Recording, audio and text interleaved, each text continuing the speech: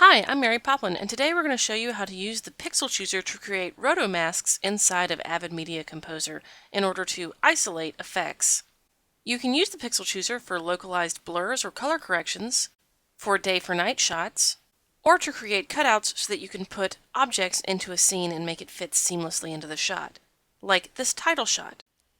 The integrated mocha masking tools in BCC 10 can save Avid editors lots of time on masking projects. The first thing I'm going to do is show you what my clip looks like. What we're going to need to do is we're going to need to create a title effect on top of this clip.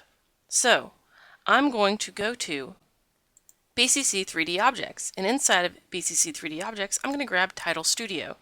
Now this is not a Title Studio demo, so I am not going to go over how to use Title Studio. We have all sorts of demos on that inside of the BCC fundamentals if you're interested in that. Workflow. In our Effects panel, we're going to launch the Title Studio UI.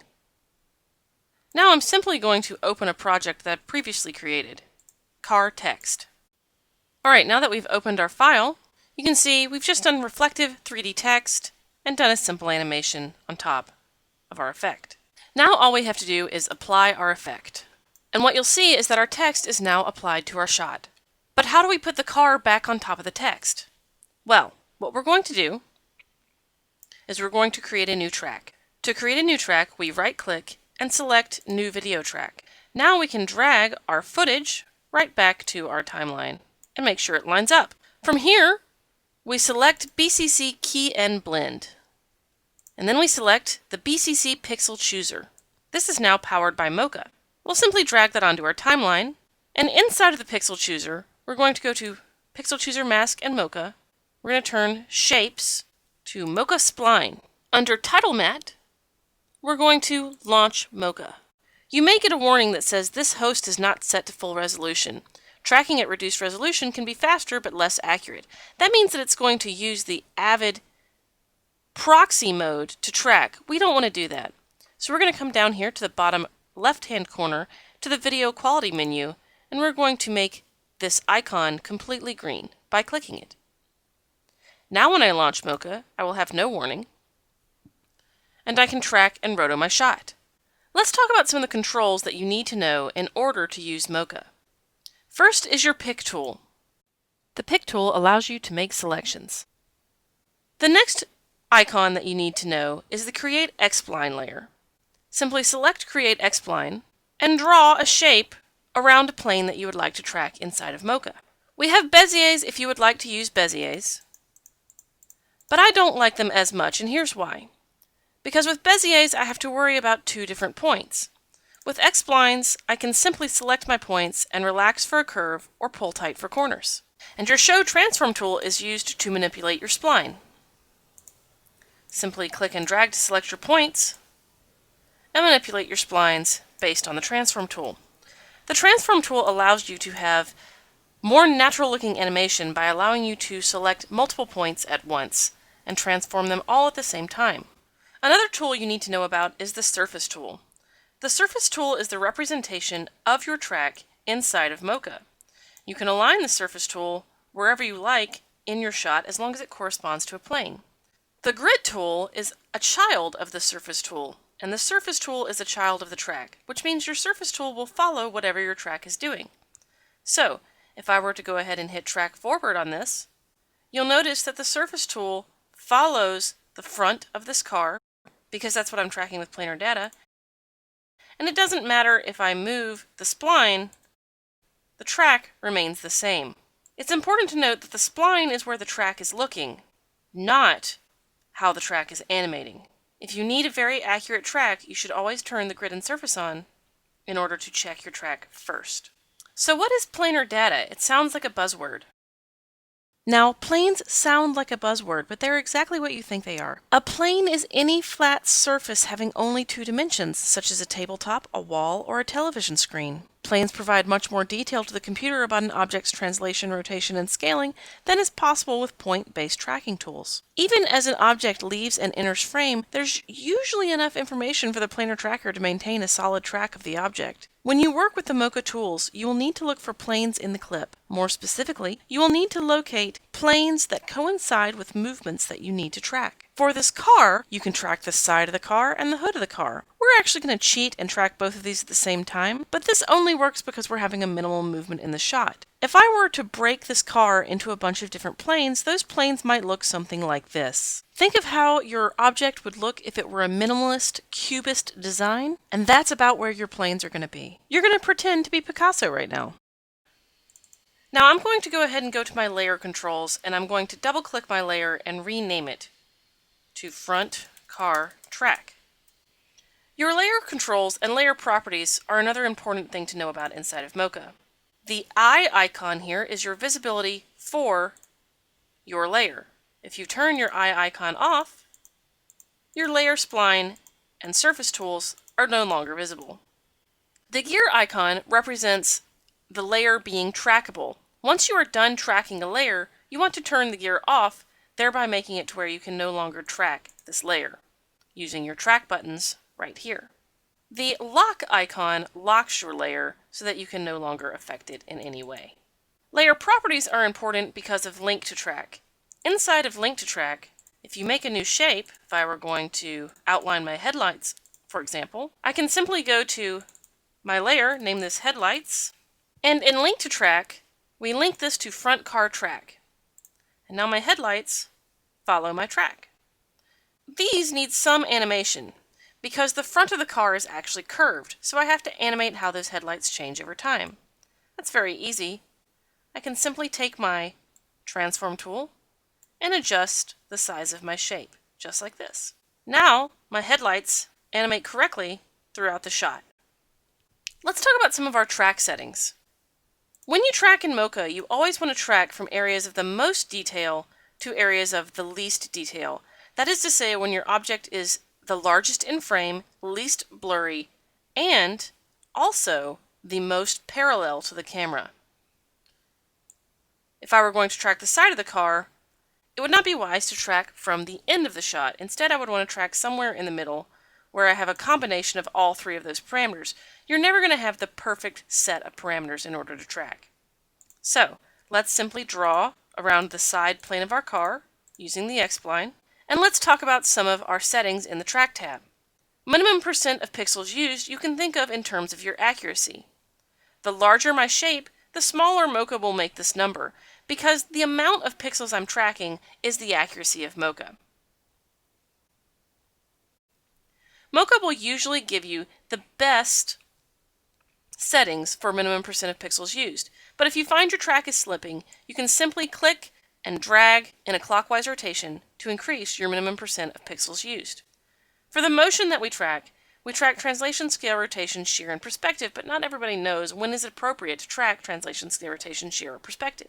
For this shot, if we were tracking the side of this car only, let's call this side car track, what we're going to do is we're going to track translation, which is how it's moving in X and Y, okay? Scale, which is pretty self-explanatory, how it's growing or shrinking. Rotation, also obvious, how is it rotating in the shot? But what messes people up is shear and perspective. What is shear and perspective? Shear is just a skew in X and Y, but X and Y only. So like a square becoming a diamond or a trapezoid.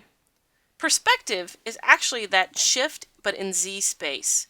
So what that means is a door opening, a head turning, or this car turning to the side. So we're going to track perspective in this shot. Let's turn on large motion and let's hit track backwards. Now let's track forwards. The last two tools I want to talk about are Uber key and auto key. Auto key is on by default, and what auto key means is if I adjust my shape, Mocha will animate between whatever changes I make and the track. So it's using the track as the tween data and animating based on my movement of the shape. Uber key is something completely different. Uber key, if I turn that on, is a ripple edit. So whatever I do to my shape is a ripple edit throughout the scene. Once you're done with Uber key, it's really important to turn Uber key off. Trust me, I've frustrated myself many times doing that. So how do we roto this car then? I've already got a side car track. So what I'm going to do is I'm going to draw a wheel shape. And because this is X-splines, I'm going to click and drag for a curved shape. I'm then going to use my Add to X-Spline tool. Add to X-Spline will actually add both of these splines onto the same layer. So now, both of my wheels are on the same layer, and let's call this wheels layer. Now I can take wheels layer, and in my layer properties, I can link this to sidecar track. And you can see I've got some correction I'm going to have to do. Let's turn my surface tool off and correct any bit of data on these wheels that I need to correct. Don't worry about shapes overlapping. That's actually the idea when we're doing rotoscoping inside of Mocha. What you don't want to do is try to track and roto the entire car at once. So there are my wheel shapes. Let's add the last wheel on the left. We're going to track this individually because it's on a different plane than the other wheels. And in layer properties, let's trim this layer. Now, my layer will not continue. Let's adjust our animation, and now our wheel moves behind our car and disappears. So let's show you an example of what you don't want to do. When I say that you do not want to track the entire car at once, what I mean is this. You don't ever want to make a shape in Mocha with Roto that looks like this, where we're drawing around the entire outside of the object. And let's show you why you don't want to do this. So let's say I tried to track all of this at once. Yeah, it'll track, but the track isn't very good, because what Mocha's doing is Mocha's looking at the bulk of the main motion and trying to match what the car is doing for all of the planes that are moving. That means one of the planes is going to be dominant. In this case, it's going to be the hood and the windshield and the front of the car. And that's going to drive the main motion, because Mocha actually will try to ignore information that is not part of the overall plane that it's trying to track. So with this, I would have to do actually a whole lot of hand animation. I don't like a lot of hand animation, so what I'm going to do is instead, I'm going to make new shapes for the entirety of the car. So I've got a front car track. Let's go ahead and rotor the front of this car, just like this. And it doesn't have to be super accurate, because what we're going to do is we're going to use another shape to roto the hood. Now I'm going to call this front roto, and we're going to link this to front car track. Now we simply animate wherever we need to in order to make this stick. Let's turn our wheels back on so we can see how these are overlapping. The next thing we need to do is we need to roto these side mirrors. I'm just going to let Mocha do that work for me. So I draw my shapes around my side mirrors. I call this right mirror, call this left mirror. And I'm not going to track translation, scale, rotation, shear, and perspective. I'm only going to track translation, scale, and shear because these shapes are so small. Now we simply correct the animation. We're only really concerned about correcting where the mirrors break the side plane of the car, just like that. Now, let's turn the tracks off for those and lock them. Now, let's track the front plane of this car. Well, the hood anyway. Now let's track the hood of this car. And now you can see how Mocha's doing most of my roto work for me because I'm splitting the shapes up intelligently. I'm going to call this hood and lock it. We're going to draw a nice side shape here. We're going to call this side roto. And we're going to link this again to the side car track and only correct it if we need to. And clearly we need to correct it here. I'm going to hit Command and shift this down and over and then pull these out. From here it's just a matter of correcting how my shape is moving. You want to work on the principles of animation, so squash and stretch. Try to make as few keyframes as possible. The less keyframes you make, the less your roto will do things like pop or jitter. So that looks really nice. The last thing we need to do is grab the roof of the car. So I'm simply going to draw a nice shape around here. And it's such a simple curve that we're actually just going to go ahead and let Mocha do this on its own by hitting Translation, Scale, Rotation, Shear, and Perspective, and tracking backwards. And there's very little correction I'm actually going to have to do for this. Select all of these points, just like this. And now my car is rotoed. From here you simply save Mocha and close it. If you remember, we selected Stencil Alpha, but you can see that it's only cut out over the car. So we go to the PixelChooser mask Mocha, and we invert the mask. Now our mask is applied to our effect. And that is how you use Mocha to apply an effect to a localized part of your footage. As an editor, this gives you way more control over the story than you would normally have using the basic tools inside of Avid. And because Mocha is so versatile and fast, it should cut your roto time in half. If you have any questions, I'm Mary Poplin with Boris Effects and Imagine Your Systems. Please visit our website and we will be happy to help you at www.boriseffects.com.